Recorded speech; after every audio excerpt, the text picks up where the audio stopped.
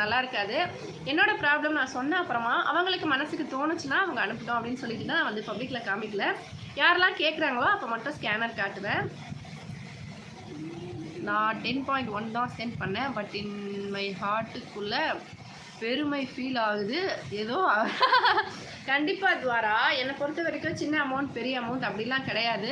உதவின்றதே கடவுளோட ஆசீர்வாதம் இருந்தால் தான் அந்த குணம் மனசில் வரும். எல்லாருக்கும் சும்மாலாம் வந்துடாது.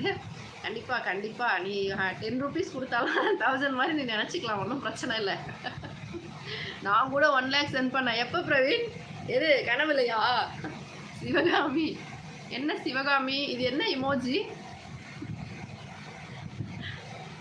ஆக்சுவலாக அந்த நண்பர் வந்து பே பண்ணார். அதுக்கப்புறம் அவங்கள பற்றி சொல்லவா வேணாமான்னு கேட்டேன். அவங்க ரிப்ளை பண்ணலை. நீங்கள் லைவில் இருக்கீங்களா அன்பழகன்?